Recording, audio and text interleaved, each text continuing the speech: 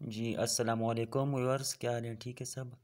जी आज मैं अपने सेकंड लेक्चर के साथ हाज़िर हूँ और हमारा आज का टॉपिक जो है वो है ब्रांचेस ऑफ केमिस्ट्री। इसमें हम मुख्तलिफ़ शाखें डिस्कस करेंगे केमिस्ट्री की। तो हमारे पास फर्स्ट ब्रांच जो है वो है फ़िज़िकल केमिस्ट्री।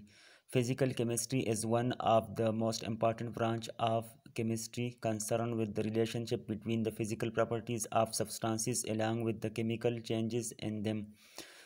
फिज़िकल केमिस्ट्री में हम सब्सटेंसेस की जो फ़िज़िकल प्रॉपर्टीज़ होती हैं उनके रिलेशंस के बारे में पढ़ते हैं और साथ उनके केमिकल रिएक्शंस के बारे में।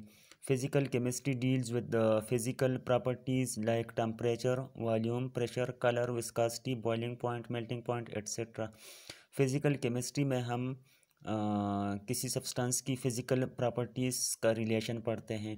मतलब जब किसी सब्सटेंस का टेम्परेचर हम इंक्रीज़ करें या डिक्रीज़ करें तो उसके वॉल्यूम के साथ क्या होगा, वॉल्यूम पे क्या असर पड़ेगा। इसी तरह हम अगर टेम्परेचर कम या ज़्यादा करें तो उसके प्रेशर पे क्या असर पड़ेगा। इसी तरह कलर पे, विस्कोसिटी, बॉइलिंग पॉइंट और मेल्टिंग पॉइंट पे क्या असर पड़ेगा। इसी तरह जब हम अगर किसी सब्सटेंस या किसी कंपाउंड की फ़िज़िकल या प्रॉपर्टीज़ को चेंज करें, मतलब temperature, volume, pressure, viscosity, boiling point, melting point etcetera, तो उसके केमिकल रिएक्शंस जो होते हैं उन पे क्या असर पड़ेगा। केमिकल रिएक्टिविटी ज़्यादा होगी या कम होगी। तो इन सब रिलेशंस के बारे में हम पढ़ते हैं फ़िज़िकल केमिस्ट्री में। इसी तरह नेक्स्ट हमारे पास है ऑर्गेनिक केमिस्ट्री। तो आप लोगों को ये पता होना चाहिए कि ऑर्गेनिक जो है ये निकला है आर्गन से, मतलब ऑर्गेनिज़म्स।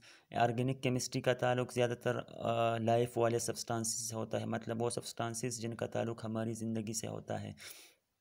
पुराने ज़माने में ये कंसेप्ट होता था कि ऑर्गेनिक सब्सटेंसेस जो होते हैं या ऑर्गेनिक कंपाउंड्स वो सिर्फ हमारे बॉडी के अंदर तैयार होते हैं।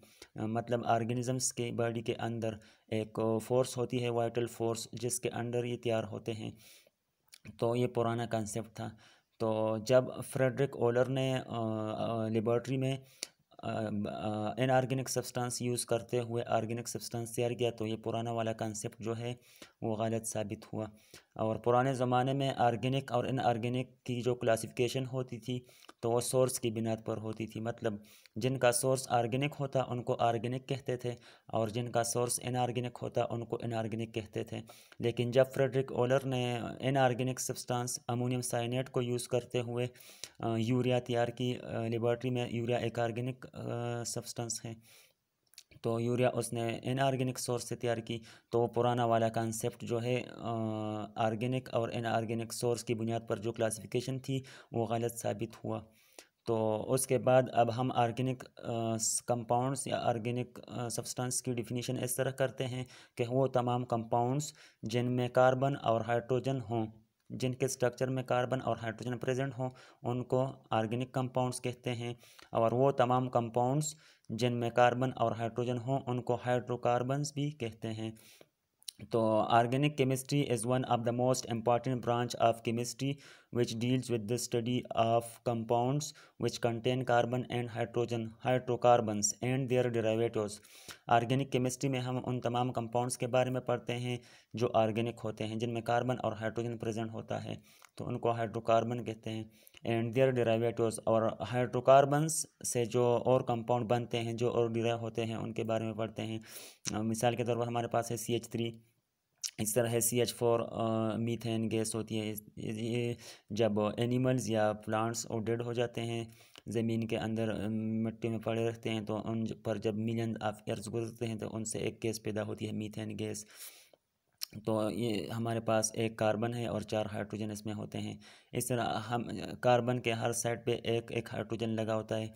अगर एक हाइड्रोजन इससे रिप्लेस हो जाए और उसकी जगह कोई दूसरा एलिमेंट आ जाए तो वो फिर हमारे पास CH4 का डिराइवेटिव होगा। इसी तरह हमारे पास C2H6 और CH डबल बॉन्ड CH मतलब एथीन है।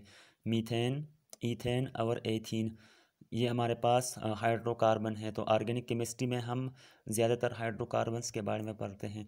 नेक्स्ट हमारे पास थर्ड वन जो है वो है इनऑर्गेनिक केमिस्ट्री। तो ये इसके उलट है, ऑर्गेनिक के उलट। इसमें हम इनऑर्गेनिक कंपाउंड्स के बारे में पढ़ते हैं। Inorganic chemistry deals with the study of non carbon compounds, उन तमाम कंपाउंड्स के बारे में पढ़ते हैं जिनमें कार्बन नहीं होता, जिनके साथ कार्बन का कोई ताल्लुक नहीं होता। Except hydrocarbons and their derivatives, hydrocarbon और उनके डेरिवेटिव्स के अलावा वो तमाम कंपाउंड्स जो जिनमें कार्बन और हाइड्रोजन न हो या हाइड्रोकार्बन न हो, तो उनको हम इनऑर्गेनिक केमिस्ट्री में पढ़ते हैं। इस तरह हमारे पास फोर्थ ब्रांच जो है वो है एनालिटिकल केमिस्ट्री। तो एनालिटिकल केमिस्ट्री में जैसा कि नाम से ज़ाहिर है एनालिटिकल, इसमें हम एनालिसिस करते हैं, तज्ज़िया करते हैं किसी सब्सटेंस का। Analytical chemistry deals with the study of qualitative and quantitative analysis of matter.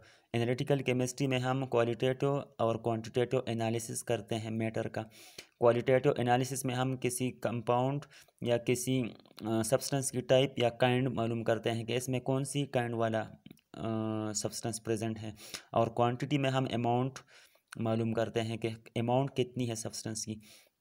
तो एनालिसिस हमारे पास हुआ दो किस्म का, एक हुआ क्वालिटेटिव और दूसरा है quantitative. Qualitative analysis it involves processes that are carried out to identify a chemical substance in a given sample. हमें अगर कोई सैंपल दिया गया हो और हमसे पूछा जाए कि इसमें कौन कौन से सब्सटेंस प्रेजेंट हैं या इसमें ये किन किन चीज़ों से मिलकर बना है, तो उनको हम मालूम करेंगे। तो ये हमारे पास हुआ क्वालिटेटिव एनालिसिस। हमारे पास मिसाल के तौर पर H2O है, तो हम अगर जानना चाहें कि ये इनमें हमारे पास कौन कौन सी चीज़ प्रेजेंट है, ये किस चीज़ से मिलकर बना है, तो H2O हमारे पास हाइड्रोजन और ऑक्सीजन से मिलकर बना है। ठीक है, तो इसमें हम क्वालिटी जानना चाहते हैं किसी सब्सटेंस की कि कौन सी चीज़ है, मतलब कौन सी टाइप या कौन सी काइंड वाला चीज़ जो है वो इसमें प्रेजेंट है। और नेक्स्ट हमारे पास है qualitative analysis. Qualitative analysis involves finding out the concentration of amount of substance in the given sample. Quantitative analysis में हम किसी सैंपल में सब्सटेंस की जो क्वांटिटी होती है उसको मालूम करना चाहते हैं। मतलब क्वालिटी में हमें तो पता चला कि इसमें हाइड्रोजन और ऑक्सीजन है, लेकिन क्वांटिटी हमें मालूम नहीं कि हाइड्रोजन इसमें कितना है, उसकी मिकदार या कंसंट्रेशन कितनी है, और ऑक्सीजन की।